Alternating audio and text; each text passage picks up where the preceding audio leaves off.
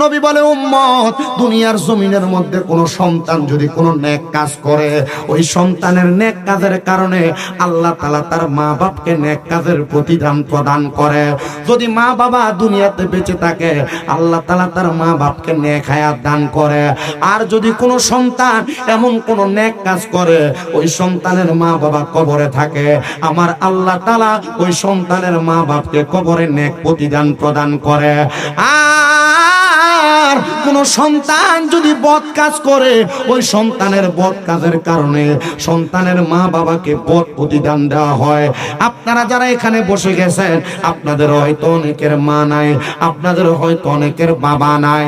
মনে রাখতে হবে, এ দুনিয়ার মা বাবারা, আপনারা যারা আপনাদের মা বাপকে কবরের বাসিন্দা করে জান্নাতের বাগানে বসেছেন, আপনাদের মা বাপ যদি আপনাদেরকে বিন্দু পরিমাণ ইসলাম সম্পর্কে শিক্ষা দিয়া থাকে, আপনাদেরকে কোরআন সম্পর্কে, হাদিস সম্পর্কে শিক্ষা দিয়া থাকে, আপনার এই শিক্ষার মাধ্যমে আপনি যেই নেক আমল করবেন, এই নেক আমলটার প্রতিদান আল্লাহ তাআলা আপনার মা বাবার কবরে প্রদান করবে। আর যদি আপনি কোনো বদ কাজ করে যান, আপনার মা বাপ যদি আপনারে ভালো কোনো কাজ শিখিয়ে না যায়, আপনি যদি দুনিয়াতে গান বাজনা, ডিজে পার্টির কনসার্ট নিয়ে ব্যস্ত থাকেন, আপনি যদি দুনিয়ার জমিনের মধ্যে হারাম খাওয়া, পরের হক খাওয়া নিয়ে ব্যস্ত থাকেন, তাহলে আপনার কবরের মধ্যে, আপনার মা বাবার কবরের মধ্যে আল্লাহ তাআলা এটার কারণে বড় দোজখ দিয়ে দিবে, বড় নেক আমল বদ আমলের কারণে বদ কাজ করাইয়া দিবে। বলে, হুজুর কেমনে? হযরতে জাবির ইবনে সামুরা রাদিয়াল্লাহু তাআলা আনহু, আমার নবীজির প্রখ্যাত একজন হাদিস বিশারদ, তিনি বলেন, আমি আমার নবীজির দরবারে উপস্থিত, এমন টাইমে আমার নবীজির দরবারে একজন সাহাবী আগমন করলো, যার নাম হইল হযরতে সাদ ইবনে উবাদা। সাদ ইবনে উবাদা রাদিয়াল্লাহু তাআলা আনহু আমার নবীজির সামনে এসে ডাক দিয়া বলে, ইয়া রাসূলুল্লাহ, মায়ার নবী, ও নবী গো, আমি আমার মায়ের জানাজার নামাজ পড়তে পারি নাই। আমার মা ইন্তেকাল করেছে, কিন্তু আমি আমার মার জানাজার নামাজটা পাই নাই। এ আমার বাবা, এ আমার রামপুরের মুসলমান, একবার চিন্তা করে দেখেন, আপনার মা মারা গেল অথবা আপনার বাবা মারা গেল, আপনি আপনার মা বাবার জানাজার নামাজটা পান নাই। চিন্তা করে দেখেন আপনার মনে কষ্টটা কেমন হবে। এটার কষ্ট বড় কষ্ট রে।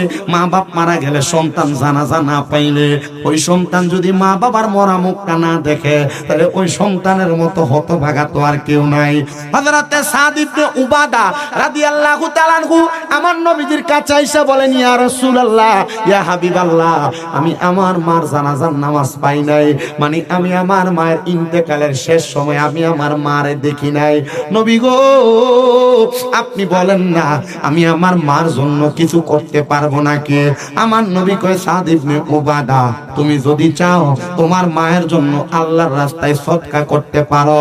সাদ ইবনে উবাদা ডাক দিয়ে কয়, ইয়া রাসূলুল্লাহ, নবী গো, আপনি সাক্ষী থাকেন, আপনি সাক্ষী থাকেন, আমার মিখওয়াদা নামক একটা খেজুরের বাগান আছে, ওই বাগানটা আমি আমার মায়ের জন্য আল্লাহর রাস্তায় সদকা করে দিলাম। জোরে বল সুবহান। আপনাদের কি কত আজ বুঝতে কষ্ট হচ্ছে? আজ কি বুঝতেছেন? ওই সাহাবী এসে বলছে, ইয়া রাসূলুল্লাহ, আমি আমার মার কি পাই নাই? কথা কয় না, কি পাই নাই? জানাজা পাই নাই। নবীজিকে বলছি, ইয়া রাসূলুল্লাহ, আমার কি এমন কোন কাজ আছে যে কাজটা করলে আমার মা কবরে শান্তি পাবে? নবী বলছে, জি। কি করব? বল, তুমি সদকা করো। কি করো?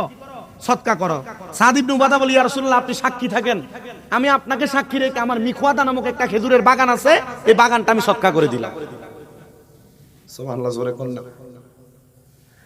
আমার নবী ডাক দিয়ে কয়, এ সাদ ইবনে উবাদা, তুমিও সাক্ষী থাকো। আমি তোমারে বললাম, এই খেজুরের বাগান থেকে যত মানুষ খেজুর ভক্ষণ করবে, খেজুর আহার করবে, আরে আহার করার কারণে তোমাদের আমল নামায় যত নেক আমল হবে, সওয়াব হবে, প্রত্যেকটা সওয়াবের প্রতিদান আমার আল্লাহ তোমার মায়ের আমল নামায় দিবে। আম্মা জান আয়েশা সিদ্দিকা থেকে আরেকটা হাদিস বর্ণিত। মা আয়েশা সিদ্দিকা বলেন, আমি আমার নবীকে নিয়ে উস্তুনে আয়েশার নিচে বসা। কোথায়? উস্তুনে আয়েশার নিচে বসাম। উস্তুনে আয়েশা কোথায়? আমরা সবাই জানি আমার নবীজি একটা খেজুর গাছে ধরে ধরে খুতবা দিতেন, যে গাছের নাম হলো উস্তুনে হান্নানা। এই গাছটা ছাড়া আরো দুইটা গাছের নিচে আমার নবী বসতেন, যেটা উস্তুনে হান্নানার পাশে একটা গাছের নাম হলো উস্তুনে আহাদা। আমার নবীর দরবারে দূর দূরান্ত থেকে কোনো মানুষ আসলে আমার নবী উস্তুনে আহাদার নিচে বসে বসে আমার নবী তাদের সাথে কথা বলতেন। আর আমার নবীজি গভীর রজনীতে নবীজির স্ত্রী আম্মা জান আয়েশা সিদ্দিকার সঙ্গে যখন তিনি কথা বলতেন আর মধুর আলাপন করতেন, আমার নবীজি উস্তুনে আয়েশার নিচে বসে বসে আলাপ করতেন। জোরে কন্যা সুবহানাল্লাহ। মা আয়েশা সিদ্দিকা রাদিয়াল্লাহু তাআলা আনহা বলেন, এ দুনিয়ার মানুষ, আমি উস্তুনে আয়েশার নিচে আমার নবীজির সঙ্গে বসা, এমন টাইমে একটা মহিলা আগমন করলো যে শব্দ ইহুদি থেকে মুসলমান হয়েছে।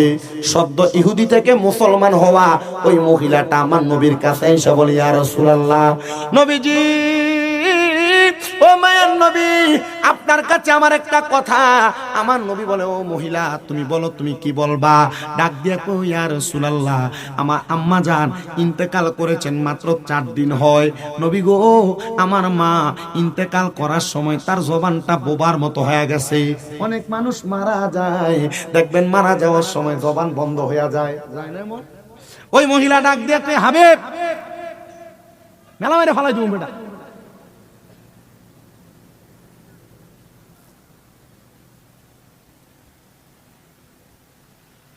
ওই মহিলা আয়েশা ডাক দিয়ে বলে, ইয়া রাসূলুল্লাহ, আমার আম্মা জান ইন্তেকাল করার সময় জবান বোবার মতো হয়ে গেছে, কিন্তু আমার মায়ের অনেক সম্পদ, ইয়া রাসূলুল্লাহ, নবী গো, কিন্তু আমার মা যদি কথা বলতে পারতেন, আমার একটা বিশ্বাস, আমার মা যেহেতু মুসলমান হইছে, আমার মায়ের সম্পদ থেকে আমার মা অনেক কিছু দান করতে পারতেন। নবী গো, আমার মা ইন্তেকাল করেছে, আমার মা কোনো কিছু দান করতে পারে নাই। ইয়া রাসূলুল্লাহ, আমার মা ইন্তেকাল করার সময় অনেক সম্পদ রেখে গেছে, আপনি বলেন না আমার মায়ের এই সম্পদ থেকে আমি যদি দান করি আমার মা কিছু পাবেনি? এ সম্পদওয়ালারা, তোমরা যারা বাপ দাদার সম্পত্তি ব্যবহার করো, তোমরা যারা তোমাদের বাপের দিন না মায়ের দিন না সম্পদ ব্যবহার করো, সম্পদ তো ব্যবহার করতেছো, ওই বাপ মার জন্য তো সম্পদ দিয়ে কিছু করো নাই। বাপ মার দেওয়া সম্পত্তি ব্যবহার করো, বাপ মার দেওয়া সম্পত্তি একটু কাজে লাগাও নাই।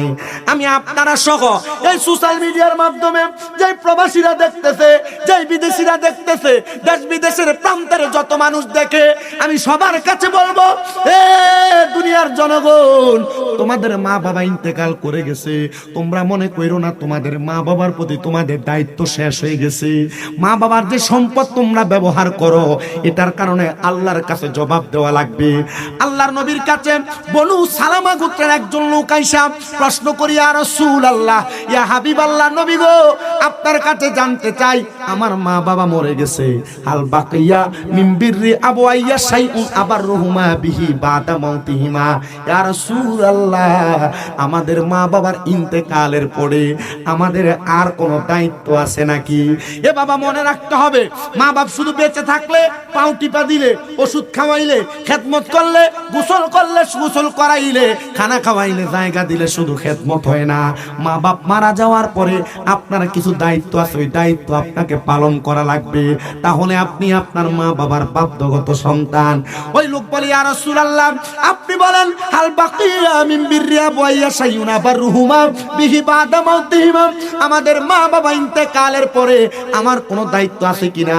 আমার নবী বলেন, ক্বালা নাআম, অবশ্যই তোমার দায়িত্ব আছে। ইয়া রাসূলুল্লাহ, দায়িত্বটা কি? আমার নবী বলেন, 1 নাম্বার, আসসালাতু আলাইহিমা, তুমি তোমার মা বাবার জন্য দোয়া করবা। মৌলভী সাহেব, মারা যাওয়ার পরে, জানাজার পরে দোয়া করাটারে বেদাত বেদাত কো। আল্লাহর নবী কয়, মরার পরে দোয়া করে না ফুতের দায়িত্ব।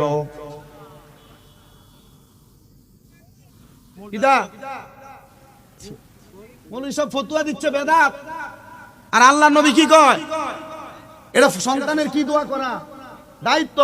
তাহলে সন্তান দোয়া না করলে, আর তোমার যদি তুমি দোয়া করাটা বেদাত কয়, তাহলে মৌলভী তোমার মা বাবার উপর তোমাকে জুলুম করা শিখাইতেছে, জুলুম করা শিখাইতেছে তোমাকে। আল্লাহ নবীর হাদিসে মুবারাকা মিশকাতুল মাসাবি 121 নম্বর পৃষ্ঠা হাদিসে মুবারাকা নবী আমার বলেন, ইদা সাল্লাইতুম আলাল মাইয়িতি ফাখলিসু লাহু দুআ, যখন তোমরা মৃত ব্যক্তিদের জন্য নামাজ আদায় করবা, ফাখলিসু লাহু দুআ, অতঃপর তার জন্য দোয়া করবা। আমরা দোয়া করলে বেদাত, নবী কইছে দোয়া করতে।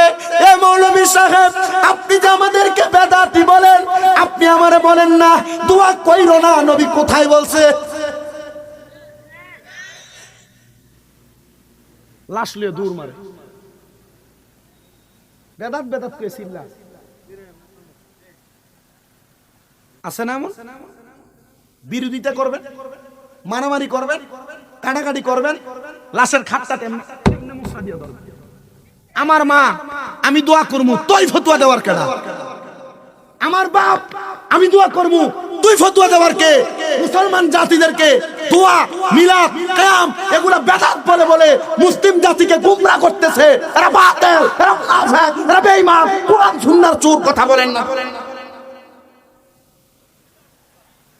ওই কফঙ্গা বলে।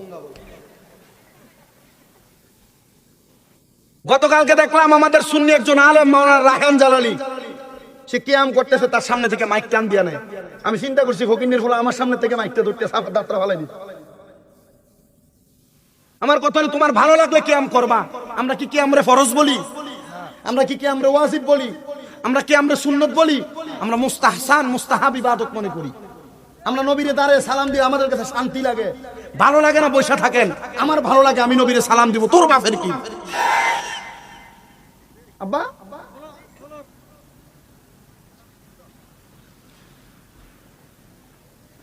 আম্মা আব্বা ইন্তেকাল করার পর সন্তানের দায়িত্ব মা বাবার জন্য দোয়া করা।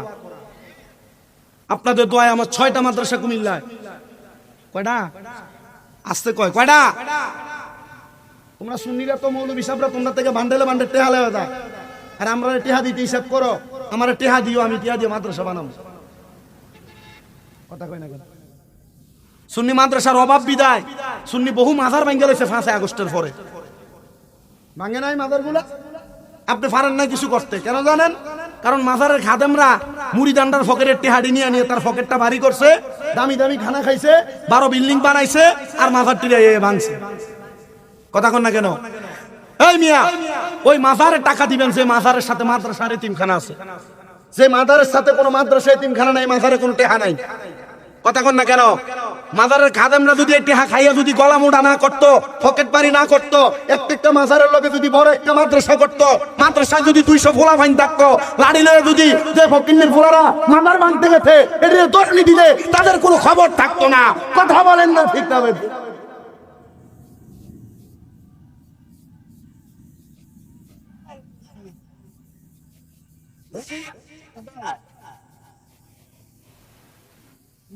এখন থেকে ফিসাবরারে টেহা দেওয়ান বন্ধ। কথা কি বুঝছেন?